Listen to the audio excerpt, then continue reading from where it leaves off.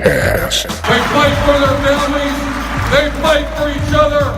They fight for this great university. What's up, Buckeye Nation? You're tuned in to the Buckeye Cast. Buckeye Cast. When I needed you the most, you gave us your very best.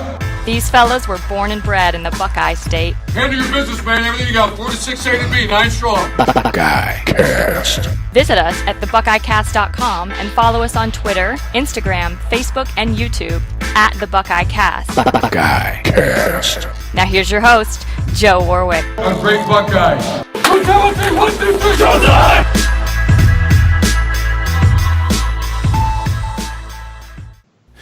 What is up, Buckeye Nation? We are in like Flynn, back to talk about some Beaver action. About time. Yeah, been keeping it far too clean on this show. I'm Joe, your lovely host, joined again by Jeff and Sean. What's up, boys? What's up, Joe? What's going on, man? As you know, you always should subscribe and review the show, download it, put it in your pipe and smoke it. Follow us on all social media platforms at the Buckeye Cast, and don't forget about our YouTube and animated version of the show. That's continuing to grow and become more popular. We just got a couple more subscribers on YouTube today, actually. Nice. Yeah. So today we want to run through quickly, since we haven't been on since last Wednesday in the late night press conference that worked out so well for the Buckeyes. What's really been going on since we talked last? Let's do some quick reaction there, and then we're going to talk about these Beavs, the big Beavs. Yeah, let's get into the Beaver. Let's get into some Beavers. Right. Easy. So, and we also learned some clarity about some of the position battles that we were up in the air about over the summer and thus far for the Buckeyes. So we'll touch on some of that too. So let's get into this 3-game suspension that was handed down for Herb. What do you think, Sean? You think this is just, unjust? I personally think it's unjust. Maybe I'm the total homer. Herb did a couple things wrong, but I feel it's a bit much to ask. Maybe he should have got rid of Zach Smith in 2009 when he knew that was going to be a sketchy relationship all the way through. I mean, once you know, you know. And, I guess maybe Herb didn't show the best judgment, but I felt it should have at most been time served. I think it's bullshit. And Herb's boss knew in that press conference. He said he's the one that should have told compliance. But again, other people have brought up, why would you tell compliance? This isn't a compliance issue. This isn't right. This is a different issue. And yeah, that's my feeling too. And so I'm not down with it at all. And the whole thing around the country, and I'm up here in Michigan, and I go on them live and read some of their shit and just the comments and whatnot, and it's ridiculous, and all the insinuation about Urban Meyer condones domestic violence. Are you out of your fucking mind? I mean, right. That's insane to me. So Herb, I'm so glad and happy and proud that you're staying. If you walked, I wouldn't blame you, and that's where I stand on it. And I hope he's our coach for the next 10 years. Well, he wasn't happy about it. I mean, his demeanor bled right through the fucking screen. Yeah, dude. He was like, I stand behind my president. Yeah, I wish I would have noticed more red flags. Right. What are those red flags? I don't know, but I wish I would have noticed more. Right. No, literally, I wanted to see some red flags. So, I don't know. I'm mad about it a little bit. Fine. I hope it motivates everyone, and thoughts and prayers with Urban Meyer and bullshit he got strung up with. What do you think, Jeff? I agree with Sean. The fact that it's bullshit that he has to serve 3 games. He's not happy about it. I'm glad. I'm just like Sean as well. I'm really glad he stayed and didn't just say, "I'm fucking walking. I didn't do shit wrong. You're gonna suspend me for a total of 6 weeks now, roughly." Yeah. What their suspension will last? Yeah. Get the fuck out of here with that. Yeah. Probably should have fired the guy a long time ago. I think that's the biggest mistake made in this whole case. That I don't like a lot of that wording about the compliance stuff. Yeah, that's not the person you talk to. Right. Gene Smith took a 17-day suspension. Right. And then you got comments from his lawyer afterwards about Herb and him both fell on the sword for the university they love. It just doesn't. It all smells like public perception. We gotta act like we're doing something.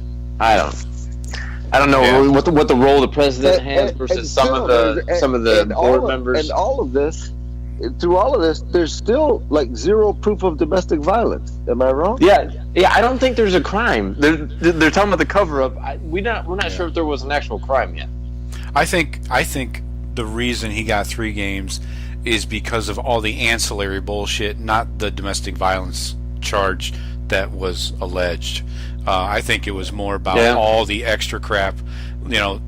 Zach Smith showing up late, showing up hungover or drunk or both or whatever.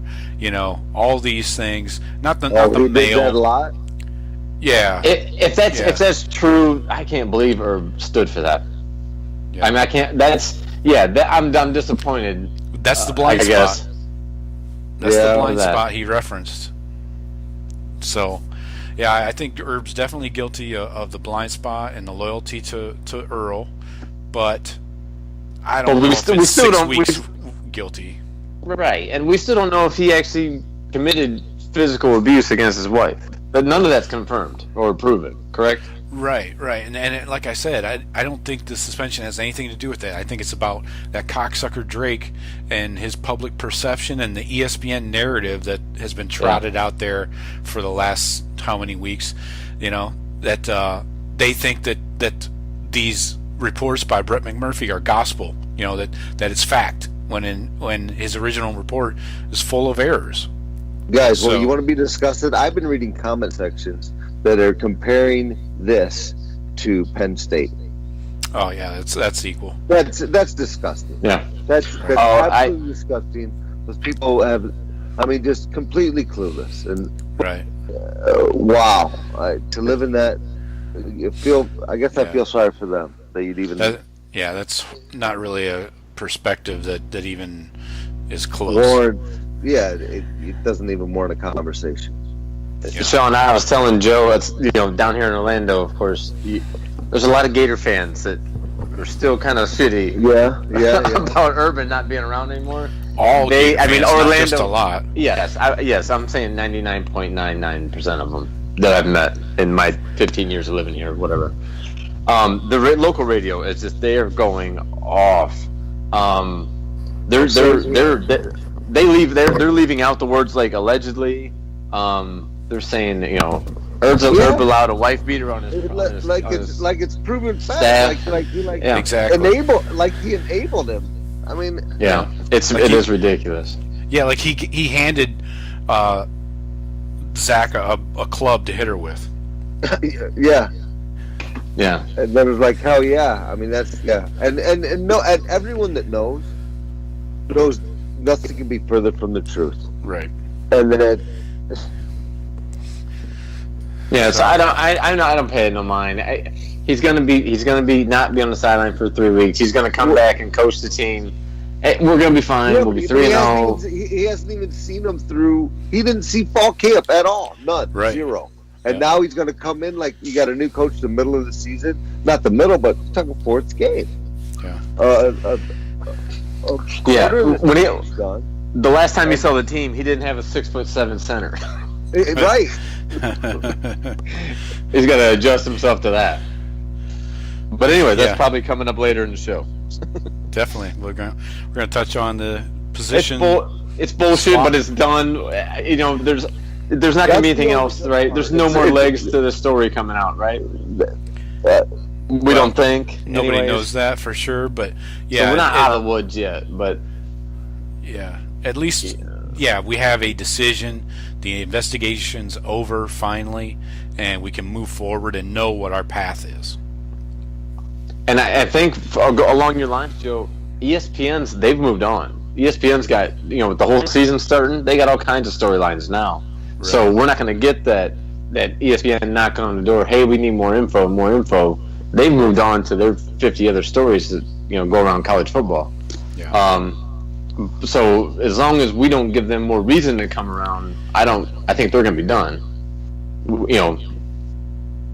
Posting up at our practices and stuff and right. reporting live from Columbus. That McMurphy seems like he's got such a hard on or whatever. It's like, dude, what is your problem? And do you got zero credibility? I mean, just whatever, dude. Yeah, I can't even find that network that he works for, Stadium. I don't even know if they have any TV shows or games or anything. No. Yeah, he was let go by ESPN when ESPN had that mass layoff or whatever the fuck. Yeah. But he's fucking hack. Fuck him. He's a spiteful bitch, though. I remember hearing interviews with him before the Urban Meyer report came out, and he was like, I'm not signing with another company until I get every last cent out of my ESPN contract, because they have a non-compete clause. So if he went to work for another company, he would not be paid his entirety of his contract. So most of those people that got whacked were getting paid their contracts still until it expired, And so it gave me some sense of his character and where his thought process is when he said that. I'm going to get every cent I can out of ESPN before I take another job. We had to cancel his contract. Yeah. He's got a mustache like a punk bitch. So yeah, he's a little spiteful bitch.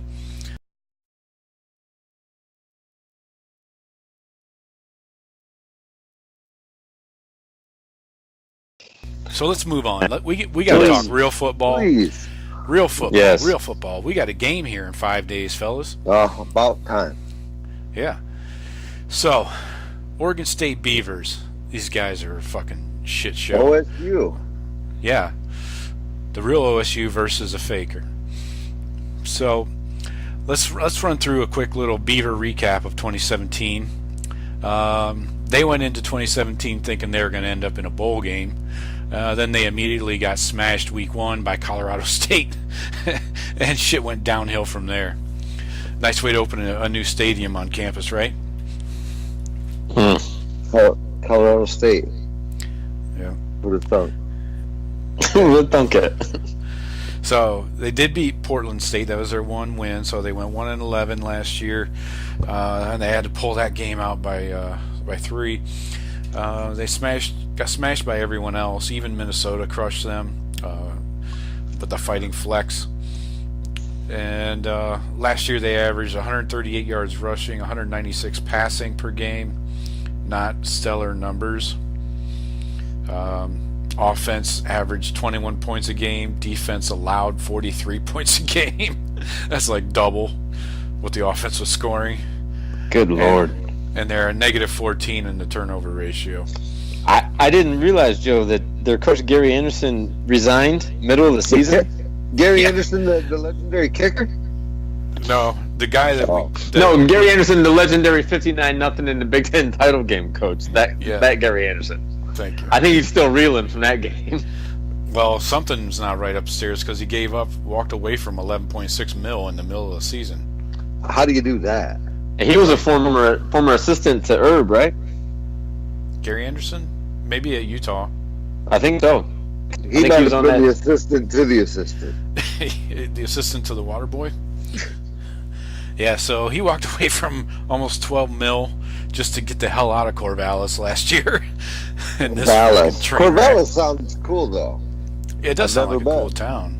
Sounds like it should be in Texas, though. Yeah, Corvallis. There probably is one in Texas. Sure, there's everything in Texas. So anyway, 2017 didn't go so well, to put it kindly. Yeah, so they're horrible. Yeah. So they're coming in here, rebuilding year. 2018, they got a new head coach. He was former OC at Washington under Chris Peterson. Going to take a while to get his own players in there. Probably going to be more of a heavy rush attack. Washington averaged 183 rushing yards per game last year, so definitely look for that to increase. at Oregon State. I don't even remember this guy. Not in game one. No. Jonathan Smith, the name rings a bell, but he was the quarterback under Dennis Erickson back in 2000. Beat up on Notre Dame in the Fiesta Bowl back then. Wow. So this guy has been around a little bit, and I imagine if he was an assistant under Chris Peterson, he knows his shit. So, like I said, this is a rebuilding year for the Beavs. New philosophy on offense. They got 7 returning starters on offense, 4 of them on the O-line. That's beneficial. Yeah, especially if you're going to move to a more ball control, run focus type of offense. That helps. Pretty young at the wide receivers anyway, so we'll see what kind of plan they come into Columbus with. I'm skeptical. Defense. You guys got any info on the defense? No. The Oregon State's? No. I imagine they're bracing. I see you got one returning starter on D-line. That's probably beneficial, seeing how they gave up 40 points last year. Yeah. Right. You want to replace as many guys as possible on defense. So when you're allowing 43 a game, yeah, probably. You're like, all right, beat it. Yeah, you can't tackle. Yeah. So they got all their linebackers coming back and their secondary. So it'll be a little challenge for Haskins to throw the ball around. Sounds like a perfect warm-up. It sounds like a perfect warm-up. Yeah. Sounds like for new coach, new quarterback. About a 300-yard rushing day because these guys can't tackle. Right. How about this road streak? They've lost 18 consecutive road games. How do you think that's going to fare? Yikes. No, this will probably be one of the easiest of the 18 going to Columbus. Yeah. Right. So this should be a cakewalk. Motivation. One of their better moves, they suspended their sponsorship with Papa John's. So, respect.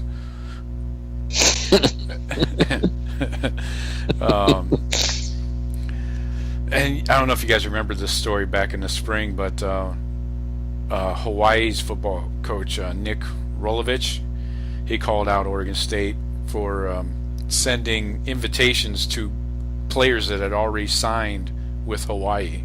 So Oregon State's trying to pull some silly shit. I don't know if that was just a bonehead move or if they were actually trying to make moves on Hawaii players. I think that's hilarious. I'm going to believe the giant conspiracy that OSU, the Oregon State Beavers, are trying to got a inside track on Hawaii recruits. I'm not buying that quite yet. And if you're going after Hawaii recruits, then you're screwed anyway. Well, if you go 1-11, I'll take anybody else's players if I go 1-11. Yeah. Right, but if you're going to Hawaii and you're already committed to Hawaii, you think Oregon State is going to change your mind? Well, but we see. All the time. I mean, with kids that are like now, I mean, they haven't signed, but we still have offers to a lot of kids that are with other teams. Sure. Yep. I'm mad at them. So, this could be an eye-opening experience for these players. They typically play in front of about 35,000. This shoe's going to be rocking. You know, I think the fans are going to be out there. I know it's a noon game, which is another punch to the nuts for the Beavs. Get it? Yeah. The Beavs. So I think the shoe's going to be rocking. The shoe's going to be rocking. I think the fans want to show their support for the players. For sure. I mean, we'll have sellout crowd, 103, 104,000. Yeah. And it's going to be a nice early game for Oregon State. It won't go well 9 a.m. from the get-go.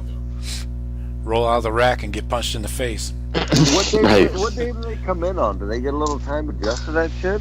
Probably Friday. They usually come in the night before. I bet they come in earlier than that. They almost have to. Come in Friday. They wouldn't come in. No, they would come in either early. I would say early Friday or Thursday night, maybe. Or they won't come in Wednesday. They should. They need to, but they'll probably get in Thursday night or Friday morning, I guess. Yeah. Yeah. Get on a plane early Friday morning. Get here midday. Dude, their internal clocks are going to be so fucked. Well, yeah. Well, I mean, not to mention you're just trying to play a football game and get used to the time difference. I mean, some of these kids, all from the West Coast, maybe they're used to it, but then they got to play a team like Ohio State on top of it. Like, you're trying to just get used to the timing and everything like that. Then you come out and all of a sudden, holy shit, the fastest team in the country is running all over us. It's gonna be. I think it's gonna get real ugly real quick. But like I said, the perfect warm up for new coach, new quarterback. Nice little start the season off.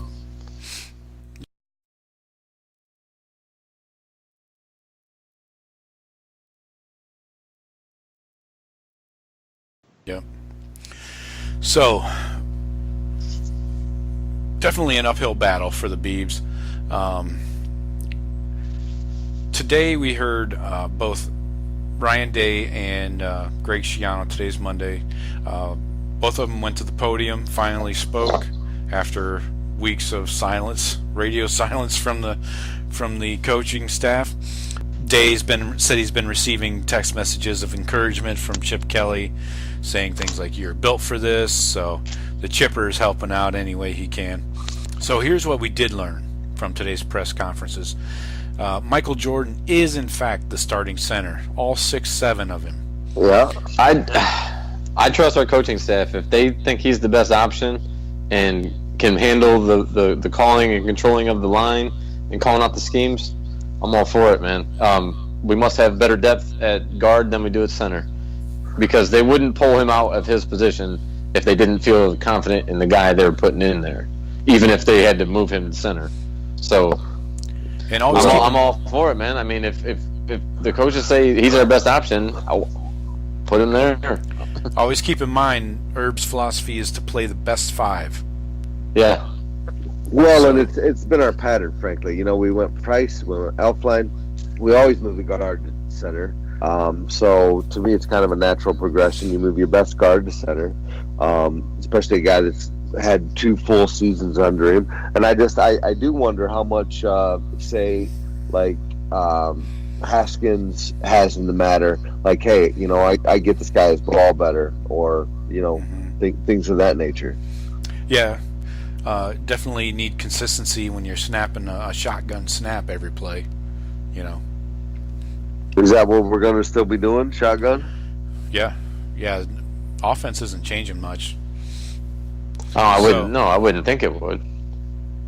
So this whole position group is my big worry, because I don't know if I have a lot of faith in guys like Knox and Pridgeon and Munford. These are new starters, man. Those guys are going to dominate most teams, but you're right. It will be a concern when they're facing, you know, Penn States and Michigan States and Michigan's, teams like that. But I don't know. I mean, look. I was just looking earlier at the depth that we've got. We're like 8 deep at D tackle right now. It's insane. So sure. These guys must be blocking some major dudes all day long. Right. Yeah. I mean, they're definitely going against the best guys you could possibly go against in practice. And plus they get a couple. We're going to have a couple games here, at least 5 or 6 games, to get under their belts before they're facing, you know, a top-notch opponent. I think so. We got Penn State week 5. Oh, that's right. Okay, so 4 games. I knew Penn State was week 5, week 6, right around there. But I think they'll be fine. We've had to start new linemen every year. I mean, just about. We'll see. I mean, yeah. I mean, you always worry about somebody that you haven't seen before. But I mean, like I don't worry too much about Haskins. I think he's going to come in and do fine. Now, will he be up to the standard of the quarterbacks we've had the last, say, 6-7 years, with, you know, JT and Braxton, like that type of production? I know he's going to be fine too, but is he going to lay a couple, 2-3 eggs that we can't overcome? Is my concern. Sure. You know, you throw a couple early picks, pick 6, another one inside your own 20 or something. You know, stupid shit like that. just can't afford to do. Well, I'm not so concerned about throwing a couple picks in a game. I'm concerned about, when you're talking Haskins anyway, I'm concerned about fourth quarter and say it's a tight ball game. Is he going to take care of the ball, and is he going to lead us to a victory? You know, whether it's a last minute, 2-minute drive, you know, or whatever it might be, just running the clock out or being smart with the ball and not throwing it into double coverage or something. Those are my question marks when you got a first-year starter at quarterback. Yeah, of course. We'll find out. Probably won't find out till week 5, but yeah. I mean, it's a question about every first-time starter ever at any position on any team. How will they handle a big moment? Well, you just got to think. You got to trust the program and the coaches and the teammates that they have. That we've had a lot of practice. You know, they've been playing against the best competition in the country every week in practice. It'll translate. And if it doesn't, we have plenty of guys behind everyone at every position that if they don't step in, we'll cycle another guy in there. I mean, I'm sure we have some of those sophomore linemen that could make it an impact if needed. Injuries, or if Knox, forgets to fire off the ball on the snap. You know, so I looked through those names, and we got like 5 guys behind them that I think, oh my gosh, these guys can play. Yeah. So what do you think? We got 3 O-linemen at 6'7". Good thing Haskins is taller than JT. Yeah, but does that pose a problem for Tate when he's out there? Definitely will pose a problem for Tate, and which we're going to see him for probably at least a half, I would imagine, right? I don't know about that much, but a quarter and a half. I don't know. I think from what Day said in the press conference today, we're gonna have a package. We're gonna have plays for Tate. I don't know if of course the score is going to dictate how much they play Haskins, but I think him being a first-time starter, they might run him into the first series or so of the third quarter, and then maybe let Tate play. And there's nobody after Tate, so it's not like there's, like he said, that they went from dividing reps by 3, and then when Joe left, they went down to just the 2 of them because Baldwin wasn't ready. So right. So Tate, I would say a little bit less than a half, but more than a quarter. Yeah, we're going to see plenty of Tate, which is good. I think. Which, to the guy that commented on the thing that thinks I'm crazy about Tate Martell challenging, I am not crazy about that, and I admit it's Haskins' job. I hope he does famously, but Tate Martell did not come to Ohio State to sit the bench, and if he's not competing straight up for that starting quarterback job by the end of this year going into next year, he's going to be leaving the program. Yeah. And definitely. Everything I hear from the coaches, they like that kid. Mm-hmm. Right. Yeah, so let's move over to the defense here. We got a lot going on here. Offense, we know receivers and running backs and quarterback are solidified, but on the defense, we got a lot of moving pieces, it seems. Oh yeah. Start with the secondary, though. This is really not a surprise that they're going to continue the 3-man rotation with Sheffield, Okuda, and Arnett. We kind of knew that was going to happen. Yeah. I mean, yeah, that's been standard operating procedure for the last 5 years, probably.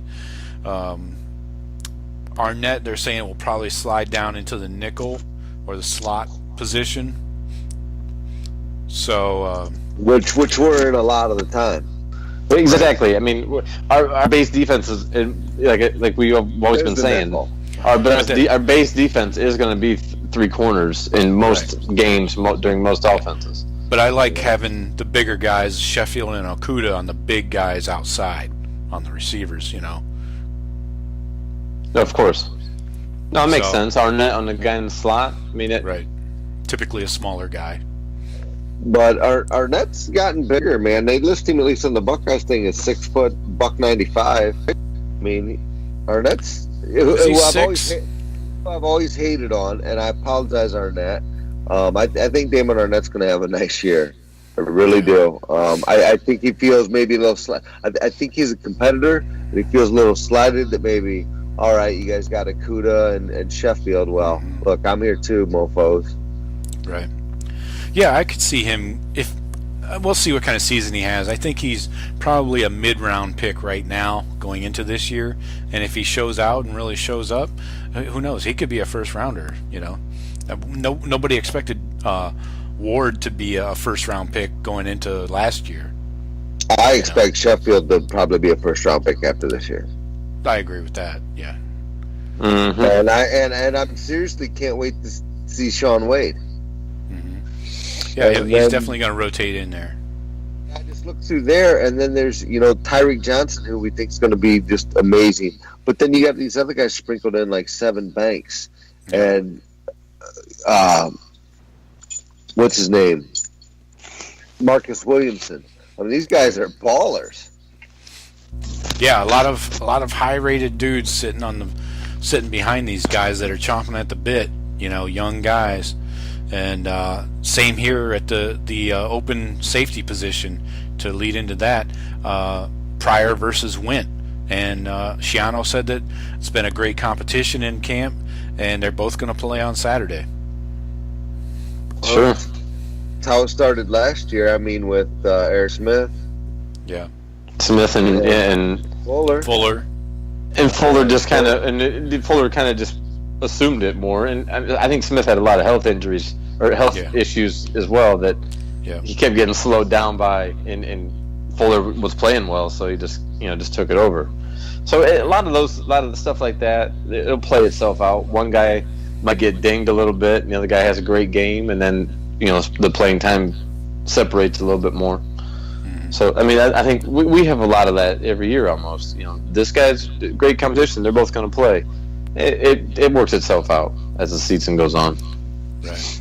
So it's good to know, though, we have two relatively young guys that are competing for that spot. So if one goes down, we aren't losing much by going to the second guy. Right. So this position group, the linebacker group, has been one of my points of concern, along with the O-line, of course. So Schiano announced that the starting three are Warner, baby, Baron Browning, and Malik Harrison. That's your starting lineup at linebacker. I love it. Yeah, I absolutely love it. I'm glad Baron Browning's on this. Yeah, right. Love my boy Browning in the middle. I think it's an awesome opportunity for Pete Werner, because I think when Tough Borland comes back, that Tough goes to the middle, and you got to probably keep Browning on the field, and he'd have to take over Werner's spot unless Werner completely shows out. But I was always high on Werner from his high school tape. This kid, he's not quite as big as Katzenmoyer, but he brings it like him, and I'm super excited to watch this kid. Yeah. Well, so we're looking at those three as starters. Tough Borland coming back from the injury probably is the reason he's not starting. Just trying to ease him back in. But then you look at with Dante Booker, Justin Hilliard. I know. These guys. Who else was Malik Harrison working with at the weak side? I'm assuming Malik Harrison's playing weak. Yeah, Keandre. Yeah. So, you hope that Browning's plays, outstanding enough to warrant. All right, well, we got to keep him on the field, obviously. So then, so does he move to weak side, strong side? To be honest, I think they're all, and they've talked about this in the spring, having all the linebackers versatile enough to know the other positions, maybe not be the best fit, but so you look at Browning and Warner, they can probably move flip-flopping sides, and Borland comes back. So, but I'm happy for Pete Werner. That dude was a monster on special teams last year. Yeah, waiting for his opportunity, and I'm glad he took it. Yeah, he was a heat-seeking missile on special teams. I would love to see some of these young guys get in, like in the second half of this game, like Taraja Mitchell and our guy, Mr. 419. Dallas Gant. Yeah, I'm sure they will. I'm sure this is going to be one of those games probably where a whole bunch of freshmen will be playing. We'll be seeing people that a lot of people we haven't even heard before. There's going to be some loyalty to where if it allows, and if they're close, the Booker and Hilliard and these guys are going to get some PT ahead of Dallas Gant and Taraja Mitchell, who I got high hopes for those guys, and Kayvon Pope. Mm-hmm. Yeah, I just think this is one of those games where you empty the bench. Sure, I mean it's you don't you with the new laxed redshirt rules and stuff. Yeah, they're going to probably play as many people as they can for as long as they can. Yeah, Shiano. And then see what injuries play. What injuries play a part in it. In a couple weeks. Yeah, that's one thing Day did mention regarding injuries, that they've been really, really healthy this camp. So, announcer Jinx, hopefully not. Shiano did say on the D line that plenty of freshmen are going to play right away. He named these guys specifically: Tyreek Smith, Tyler Friday at the ends, and Tommy Togiai and Teron Vincent inside. So he didn't even get to anybody else. I don't know if maybe those are the guys that just stood out to him. So plenty of freshmen going to get rotated in on that D line. Well, I believe that. So we're adding these 4 guys to the 8 I already had in my head. That's 12. Yeah, we go 13 deep on the D line. 13. Is Antoine Jackson going to get some plays on that D line? He didn't mention him, so yeah, I would hope, unless maybe he's been dealing with an injury or something that they haven't talked about. And we found that we found that out before too, where for a couple of weeks we're like, hey, where's so and so? No, so and so, and then it comes out maybe a month later, so and so he's been battling an injury, not playing. Mm-hmm. Keep in mind Antoine that Jackson. Yeah, I was just gonna say, keep in mind that 3 of those guys already have their black stripe off. So that rule of the black stripe kind of plays true here in what Shiano was saying. Well, not to play spoiler alert, but if you're talking about what Shiano said about the DNs, where basically it's Bosa, Young, and Cooper, and then maybe you bring in what's his name Cornell. I think Tyreek's going to get a lot of that action. Tyreek Smith is going to get some good playing time this year. He's the next Young. Yeah. I think so too. Stud. He's an absolute stud. I was kind of surprised to hear that Tyler Friday name. He was like, I don't want to say like an afterthought, but we got him signed, like late or committed late last year. Like he was almost like he was a tweener. Like he's one of those. What do you do with linebacker types? Yeah. Yeah. He was. He's if I remember correctly, he's tall as shit, but he was like 225 or 230 or something. He was just tall. Like they hadn't filled out yet. But I think that was at Baptiste. Oh, yeah. You're right. That's who I'm thinking of. But Friday, we didn't hear anything about Tyler Friday. He wasn't in during the spring. And it just, sometimes when you hear like the guys that we're recruiting and we're following them for months and months before their season, their high school season, he was late, and it seemed like, all right, well, we should pick up one more D lineman for this haul. The thing is, let's get that Friday kid. He wasn't a low recruit, but he was kind of he was a late recruit, and it was nice because you get him out of Don Bosco Prep, which is always nice to pull those kids out of Jersey because Michigan thick as shit in there. Right. Yeah, you got to keep some kind of pipeline going. But good for him to be coming in, just in the summer here, making a name for himself. I don't know. I don't really know much about him. Never saw his high school tape, but he was a high-rated 4-star. Well, yeah, it's not like he was like a throw-in, but it just seemed like since we got him late in the process, I don't know. Just don't know much about him, but I'm excited to see all of these freshmen. we get these number 2, number 3 recruiting classes in the country. I can't wait to see what these kids are all about. Joe, you'd probably know this stat, but I think I heard like the average of these last, like this is probably the most talented or deep, at least from recruiting rankings wise, as Ohio State has ever been. Right. Their last 2 classes, if you go by average star ranking or average star rating, so the total score was like a 94 or 95. The last 2 classes, the first, let's see, it would have been 2016, broke the record for the highest average rating. Then they broke the next year. They broke their own. Okuda and them. Yeah. Then the next year they broke their own record. Yeah, they got the number 1 and number 2 cornerback. Oh, and the number 1 JUCO transfer cornerback in Sheffield. It was like, oh my gosh, how many? Yeah. Yeah. Well, and for this season, once the Lattimore and Conley and Ward, once the guys we had, they're all gone now. This is the season that you say, well, fuck, these guys were all 5 stars. Now we get to see it. Yeah. So it sounds to me like we don't really need to answer this question, but I was going to ask you guys how many freshmen you think will play, and it sounds like we're going to have like about 3 full teams of freshmen revolving in.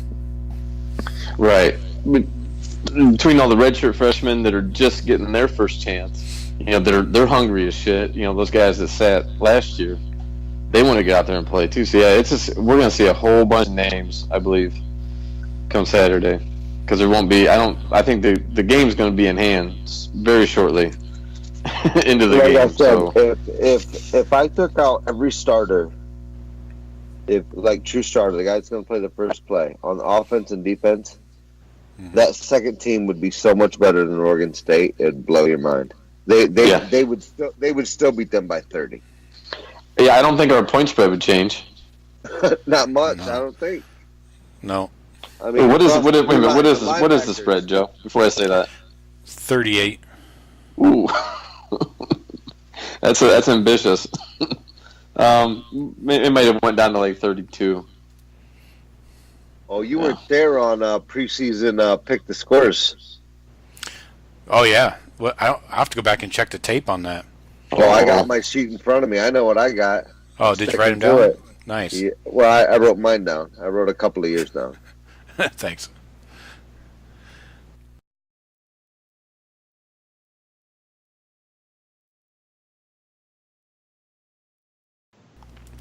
Pen and paper, bitch. Anyway, let's go right to it. Let's start with our microscopes. Jeff, who do you have your microscopes on? One offense, one defense, in case you don't recall. Yeah, I'm gonna go with our left tackle, Thayer Mumford. Okay. See if he's gonna be our a legit left tackle for us. Taylor Decker type, that's the foundation over there. Yeah, down to the slobs. Yeah. Defense. Well, now that I see the starters, I want to see Baron Browning. I want to see how well he can lead our defense out there. Yeah. Just super pumped to see this dude start getting loose out on the field again. Yeah, I'd say Baron Browning. He needs to make the coaches realize that if Tough Boylan's coming back to play, he's got to just move over. Just bump somebody else out only because of his play, not somebody's bad play.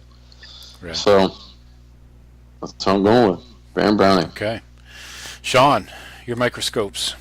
Well, I mean, it's obviously, to me, not that Mumford and left tackle situation or Alibi was ever going to play that, if whatever, but it's Dwayne Haskins. I mean, this is the new face of the Buckeyes. This is who is going to make us or break us the whole year. So interested to see how he carries himself. I think, I think you can see poise in a quarterback early. JT Barrett had poise, and he didn't have to be JT Barrett, but I think we'll see who he is. So my microscope's definitely on Haskins to see we go as Haskins goes. Yeah, you definitely don't want to see a young quarterback struggle against a team like Oregon State. Mm-mm. It's not a good sign.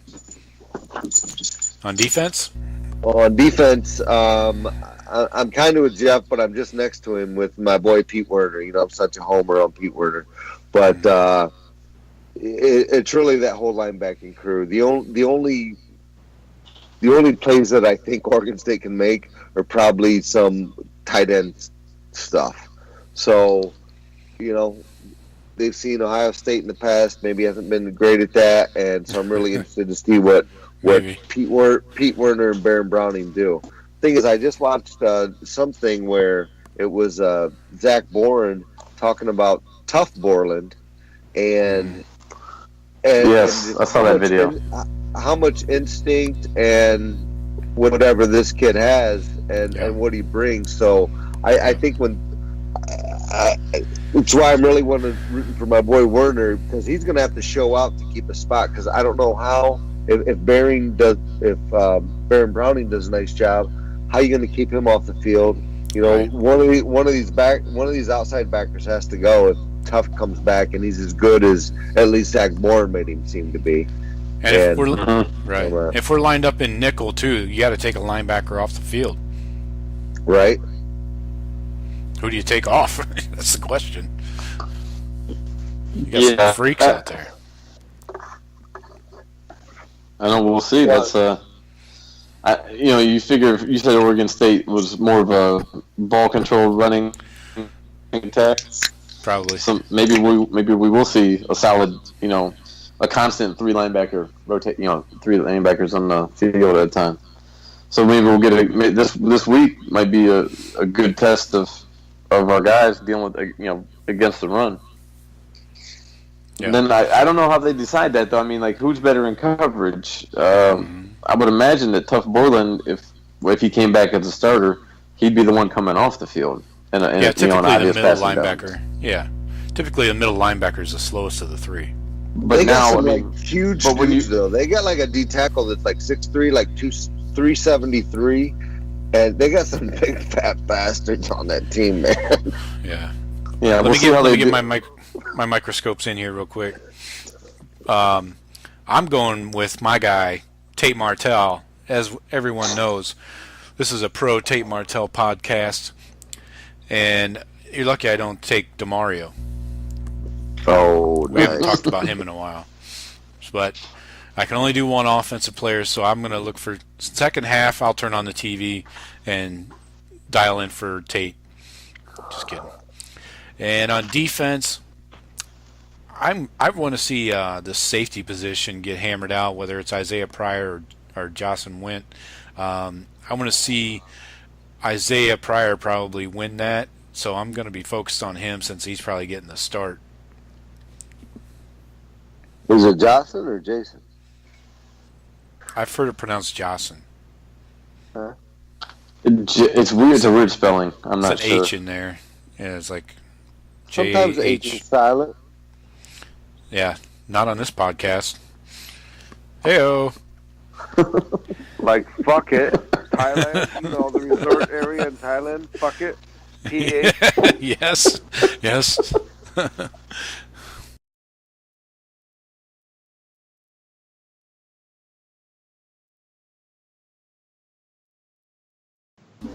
All right, so let's get into our predictions.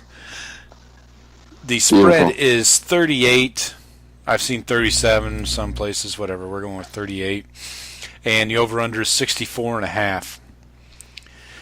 What do you think, Jeff? Give me a final score. Over-under 68.5? 64.5. Okay, I'm trying to do the math on how many do you think Oregon State's going to score if we're favored by 38. Anyway, I don't know. I'm not Asian, but I know it's a lot. We'll be done by 5 touchdowns. I don't know if we cover 37, 38, at least 35. I don't know. Maybe let's see 58-13.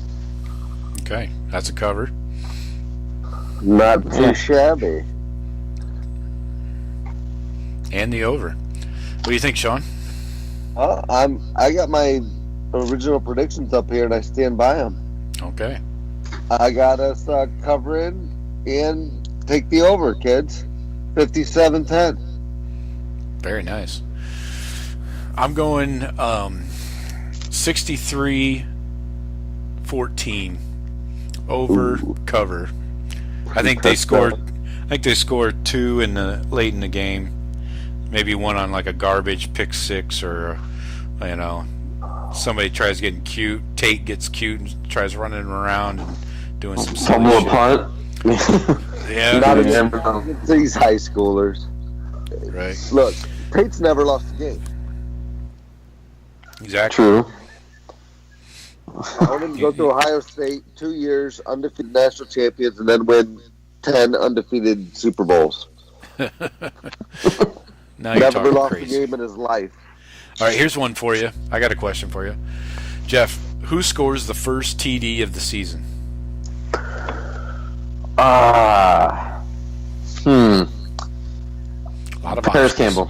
Paris Campbell. Okay. Like you're thinking a pass play or a jet sweep, or how do you see that going? Yeah, it could be one of those, quick throwouts, and then he runs 70 yards through, breaking a tackle. It could be a long bomb. I'm not sure. I think he's gonna get a good chunk of the ball, a good chunk of the plays. I'm sorry, to start the season, and I think Dobbins will probably bust off a big run, and then, but Paris Campbell will make a big play in face. All right. It could be a Dobbins 82-yard touchdown run too. I'm not gonna. That would be my second choice. All right. Sean, who do you think scores the first touchdown? T-Mac, Terry McLaren. Oh, Yeah, he's going to hit him. He's going to hit him for a touchdown. That's how we're going to open it up. On a deep pass, one of those. Yeah, Go for the home run, start the game. And gone. Yeah, it's going to be early. all Wasn't that KJ Hill last year? Was it first game of the season? Caught like a big pass, 70 yards. He's going to throw. I mean, we love Tate, but Haskins is going to throw 4 touchdowns this game. Oh yeah. He's gonna. At least. Yeah, I think I'm going to go with Weber. I think he's going to hit a home run, like a nice 70, 80-yarder. Weber got fast, man. Weber Yeah. hit that middle and he's gone. He's healthy now. I think he'll bust one like that in this game. I just think Dobbins will do it first. I just think Dobbins, because he'll be starting the game, I'm assuming, right? Yeah. Dobbins is starting? Yeah. Yeah. Right. I think we're going to have like 300 yards rushing, would be my guess. So, yeah, there's going to be some big runs. You got some pussy over there? Not that I see. Somebody's got some pussy wandering around.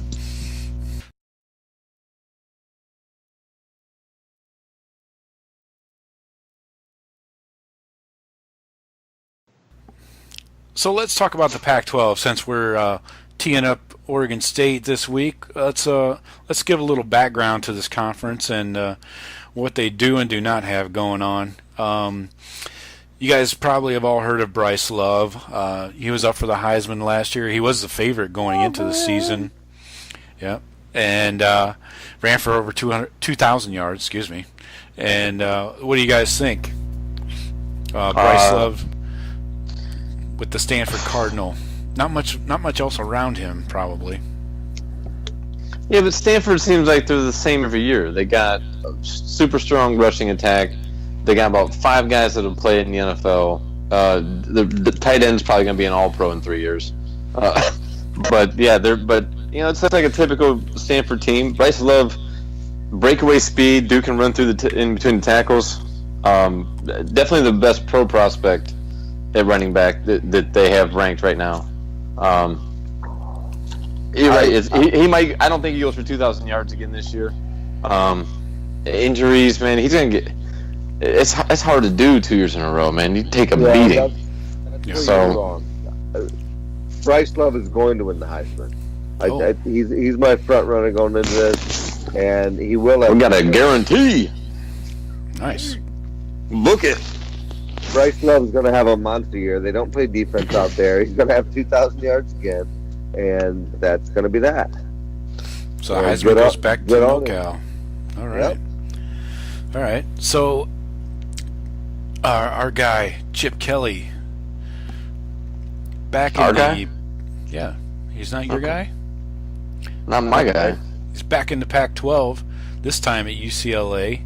Had a 46-7 record at Oregon. That's amazing, man. So, what do you guys think? How do you think That's urban-esque. it is? Very similar. How do you see season 1 going for the Chip, man? He's replacing a quarterback. I really have no idea what UCLA has. They usually have like a couple studs on defense every year, Yeah. but I don't know what their offensive makeup. I know obviously Chip Kelly's going to come try to put that system in. That system is not what they've been running with Josh Rosen. So it's probably going to be I'm guessing it's going to be a tough sledding for Chip this year. Just trying to get his guys to run that hurry up spread attack. He just doesn't. I don't think he has the personnel to do it now. I don't know. I think Chip Kelly, I mean, one of the guys that Urban Meyer looks up to, and there's not a ton that I know, is Chip Kelly's one of them. And if anyone can do this, Chip Kelly can. And I think immediately, at least offensive prowess with UCLA is going to be much improved. I agree with you that he don't have his guys yet. Right. They will come, but Oh, sure. I don't doubt that at all. I think he'll change the program. I think he'll get the program turned around. I just don't think this year's going to be very good because I don't even know if he has a quarterback that can run. I don't think the whole Pac-12 is all that great. So I think with a they're not. team, and if you can get these guys playing a little bit of defense, that he can compete. Yeah. Yeah, I agree 100%. Once he gets a couple recruiting classes in there, things are going to take a big turn, and that's going to turn into a hell of a rivalry across town with USC. Mm-hmm. Hopefully, man. That's a great rivalry. I'd love to see it blossom. It hasn't been for shit in my life, essentially. But so from one QB or from one college legend to one that's not so much a legend, Herm Edwards at Arizona State. I said Herm Edwards. He hasn't been a head coach since 2008, and he hasn't been on a college staff since 1989. Well, that's funny, but I got to tell you what, I love me some Herm Edwards, and you know what? If you don't like Herm Edwards, then I probably don't like you. So, fuck that. Touche. I like some Herm Edwards, and he's going to do he's going to do better than they've done in a while. So, think he goes 500? Were they awful last year? No, they got a quarterback. No, I don't know. I mean, I don't know a bunch about them, but they were middle of the road. The thing is, Herm Edwards, I don't know if they made a bowl game. Right? You know, it seems to me like these really good college coaches are almost even more CEOs than the NFL coaches. Where, you know, the Urban Meyers and the Nick Sabans and these guys, they put huge staffs around them, which is why Ohio State's so blessed. The staff is ridiculous what Ohio State has everywhere, except for maybe Bill Davis. We'll find out week 1. But you got a ton of talent there to prove me wrong. Where I was going with that, but all right. Herm Edwards I think isn't a CEO essentially like Meyer is, where he's got that staff around him. He's super involved everywhere, and maybe down to a level that even hurts him to be that involved. All right. Jeff, you have any takes on a guy that hasn't been on a college sideline in 30 years? No, I mean, I'm rooting for him. I mean, they had a dirtbag for a coach in there before with Ty Graham. Yeah, right. That's the dude that left. He left notes in his players' lockers at Pitt, I believe. I think I'm rooting for him because he's a good dude, and he's going to try to recruit the right kids and do the right thing. And you can't have too much of that in college football. It's as dirty as a game as there is, as any pro league. So, good for him. I hope I'll root for him. I don't have anybody else to root for out there. My only statement would be good luck recruiting, dude. That's getting the talent you need. You know what? He'll get great kids, but whether they can play football well enough or not, that's going to be a question. I think he'll be an upgrade in recruiting because who are you recruiting against? I mean, USC is always going to be USC no matter who. No, is. But we can Chip Kelly. But if I'm a kid out that lives west of the Rockies, I'm thinking, okay, Herm Edwards, all right, this guy's fucking legit. Yeah, he has a couple things going for him, Joe. I'll jump in real quick. Go ahead.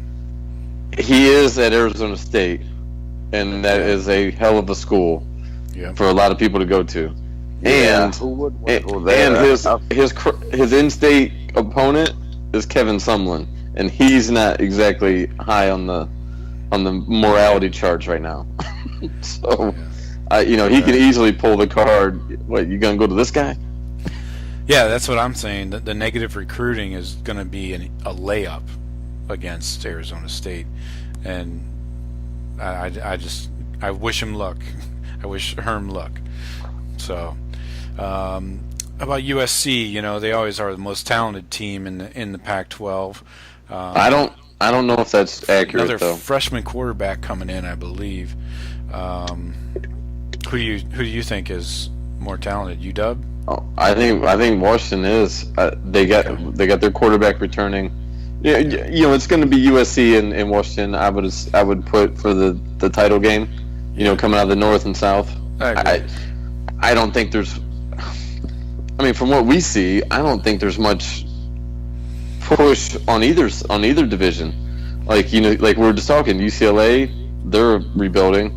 Arizona, both rebuilding.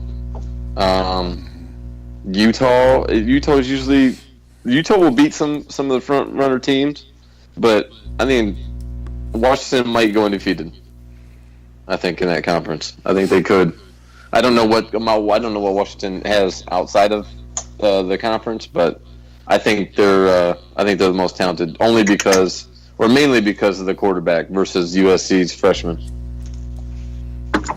Well, I mean, it depends how you count it. No one's got more recruited talent than USC out there. It's not even close. Well, okay, if you're just going. But this year, yeah, I agree. Yeah, I mean, Washington has a better team. Yeah, absolutely. I mean, that's what allows. It's frankly what allows teams like Washington to compete once every few years because they get some upperclassmen that have been there. They're a good team, and USC has a banner year the year before, and a bunch of kids goes pro. They got a bunch of great recruits, but these other kids from Washington have been playing there for a couple of years, and they work them. Mm-hmm. Hey, speaking of, since we're on the Pac-12 right now, just watching the Yankees game here, happened to come across this. UCLA suspends 6 players for opener versus Cincinnati. Violations of athletic department policies. Look at that, breaking news. Deet. Job. And Mississippi State's quarterback is suspended for the opener. Wow. Well, that Cincy UCLA game will be a good one. Come on, Fickle. Pull the upset. The fighting fucking Fickles. Love to see it. I agree with you on Washington. I think they're in the conference championship, and I think they might make the college football playoff, depending on what else happens. Sure, maybe a one loss. One loss if they're top 5 in the country at the time, depending on. If there's 2 losses, unless Alabama's lost 2, they're in for sure. I mean, but think it's certain. I'm figuring most teams this year are going to lose one along the way, and I foresee us losing one along the way. Yeah, probably. I don't know what Clemson's schedule looks like, or I know Clemson has Furman in the opener. Yeah. Solid schedule. Watch out, Clemson. Yeah, watch out for that furry man. Yeah, Pac-12 is this is another typical Pac-12 season. One really good team and a bunch of middle of the road teams. Seems to be like par for the course for these guys, in my opinion. So that's our show, folks. Yeah, Anything further from the plaintiffs? I rest my case. All right. I was framed. So yeah, I should let everybody know that I have refrained from making a bunch of horrible Beaver jokes. So you're welcome. Unless you want me to make them now. I was just gonna say, if we beat our Beavers like we stole. Let's lick the Beavers. A beaver doesn't give a damn.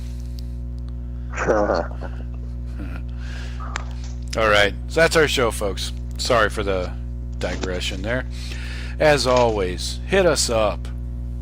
Give us some comments, some feedback. We've been getting some really good feedback on our YouTube page, and some that Sean has taken issue with. That's right. Yeah. And as always, subscribe, review, rate us. Good to be talking about football finally. All right. Yeah. Well, we'll see after the game, right? Definitely. All right, man. All right.